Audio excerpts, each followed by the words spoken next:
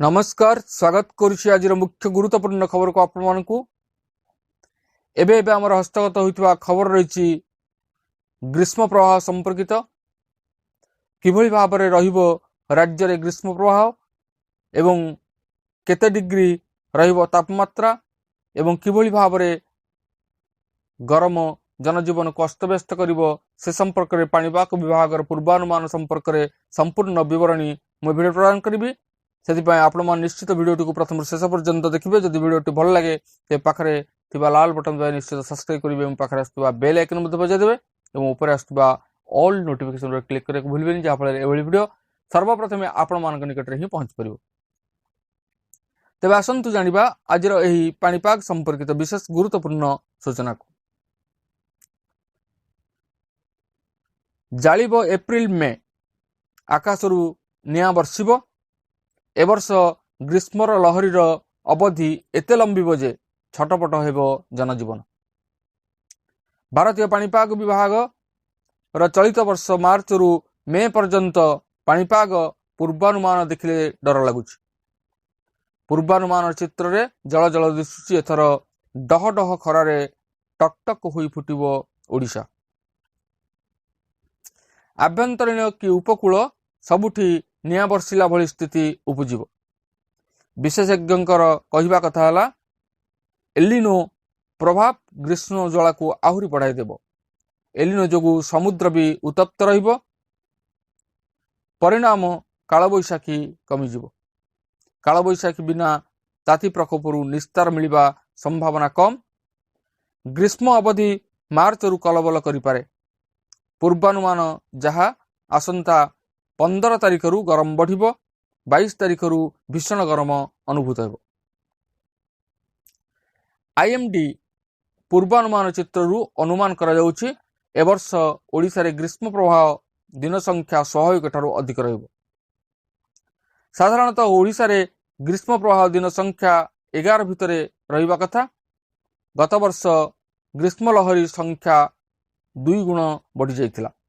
सेथिपई असंभाल ग्रीष्म प्रवाह रे भाजी हेउथिले ओडिशावासी। एथर भी ग्रीष्म लहरी दिन संख्या 13 रु 15 पर्यंत छुई पारे, बढ़ी मध्य पारे। पूर्वानुमान कहूछि मार्च रु मे पर्यंत ओडिशा रे उभय दिन और रातिर तापमात्रा मुख्यतः स्वाभाविक ठारू अधिक रहिबा संभावना रहिछि। विशेष करी एप्रिल मे एई 2 मासरे अस्वाभाविक भावे ताती बढ़ी चलिब। पश्चिम और पार्श्ववर्ती केन्द्रीय ओडिशा रे तापमात्रा भयंकर भावे बढ़ी पारे। उपकूलर केतेक जगार अत्यधिक गरम अनुभूत होई पारे। सारा राज्य रे तातीरे भी भीषण गरम अनुभूत होबार संभावना अछि। अर्थात राति बेला भी निस्तार मिलिबा आशा कम। मार्च मासरे ओडिशा रे मोटामोटी भावे गरम स्वाभाविक ठारू कम रही पारे। तथापि केतेक दिन रे अत्यधिक गरम अनुभूत हेब। मार्च रे भल वर्षा संभावना भी रही अछि।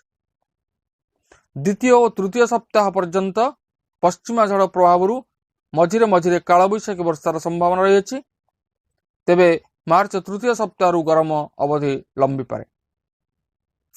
स्वा जलवायु और परिवेश केन्द्र निर्देशक डॉक्टर शरद चंद्र साहू कहते एवर्ष एप्रिल मास सबुठारु उत्तप्त रही पारे। उपकूल ठारू आभ्यंतरीण रे तापमात्रा अधिक रहिबो। वर्तमान विशेष तापमात्रा बढ़िनी। 7 रु 9 तारिख भितरे आभ्यंतरीण ओडिशा रे तापमात्रा बढ़ी पारे। केतेक स्थान रे 38 रु 39 डिग्री सेल्सियस तापमात्रा छुई पारे। वर्तमान राज्य रे धीरे धीरे गरम बढ़िबा को आरंभ करिछि। शुक्रवार पारालाखेमुंडी तापमात्रा 37.4 डिग्री सेल्सियस थिबा बेले मालकानगिरी 37 डिग्री थिला। नवरंगपुर, रायगड़ा, बौद्ध, नयागढ़, टिटलागढ़, बलांगीर, भवानीपाटना, झारसुगुड़ा तापमात्रा 35 डिग्री किंबा ताठरू अधिक थिला। भुवनेश्वर तापमात्रा 34.4 डिग्री छुईथिला।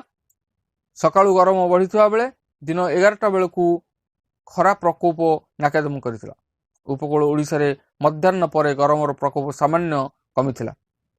शनिवार अनेक जगार तापमात्रा सामान्य बढ़िब। आसंता 3 ରୁ 4 तारिखरे उत्तर ओडिशार किछि जगार वर्षा हेबार मध्य संभावना रहिछि। ए थिला आजिर तापमात्रा संपर्कित और पाणीपाग संपर्कित विशेष गुरुत्वपूर्ण सूचना। आज एतिकी पुणी देखा आगामी भिडियो रे। रहुछि धन्यवाद, नमस्कार।